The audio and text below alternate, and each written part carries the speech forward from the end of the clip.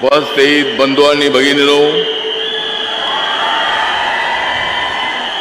Chhatrapati Shivaji Maharaj, Mahatma Jyotiba Phule, Bharat Ratna doctor Babasaheb Ambedkar, Ahilyadevi Holkar यांना मानाचा मुद्रा करू। आज मैं यहाँ नहीं आया हूँ किसी को डराने के लिए, आज मैं यहाँ नहीं आया हूँ किसी को डराने के लिए, मैं यहाँ आया हूँ बंडू जादव को हराने के लिए।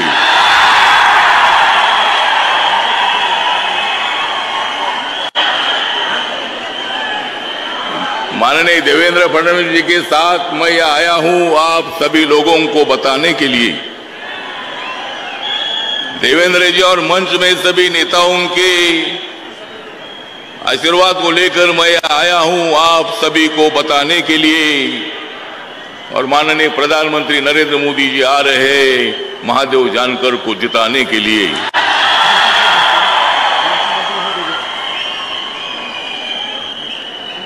आता तुम्ही बंडू जाधवना कट्टी,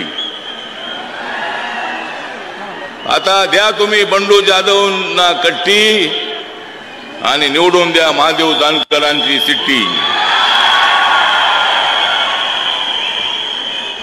ह्या हातामध्ये परभणीची मट्टी,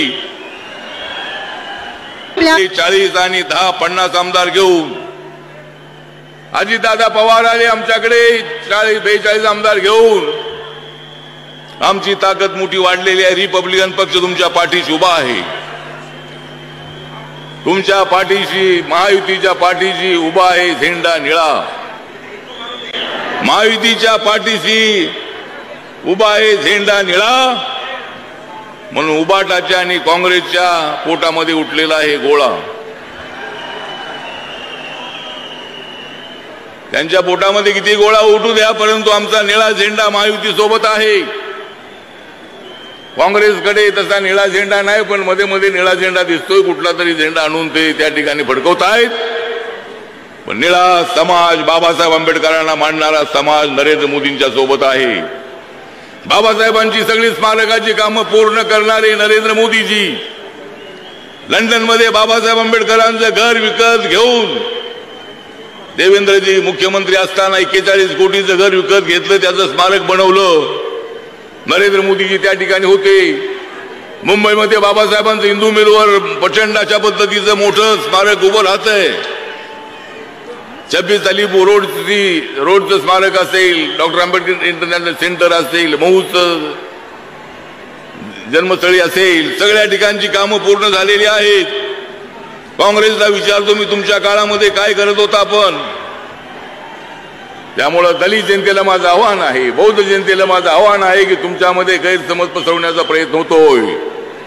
लोकशाही धोक्यात आहे अशा पद्धतीची अफवा उठवली जाते, पण या देशाची लोकशाही धोक्यात नाही, या ठिकाणची इंडी आघाडी धोक्यात आहे।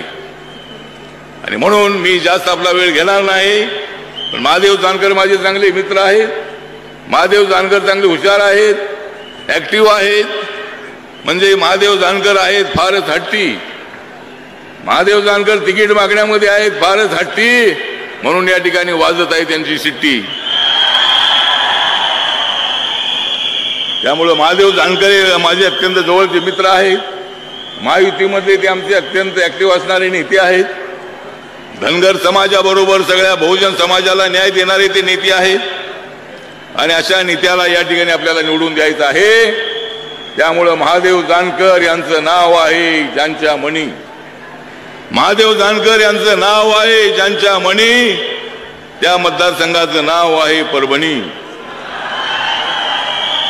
त्या परभणीमध्ये महादेव जानकर बाहेरचे नाहीत, महाराष्ट्राचा तो नेता आहे आणि रिपब्लिकन पक्षाचा तो अत्यंत जवळचा मित्र आहे।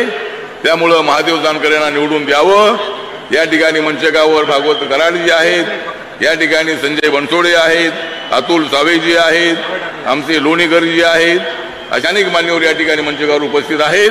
मी सर्वांच्या वतीनं महादेव जानकर यांना हार्दिक शुभेच्छा देतो।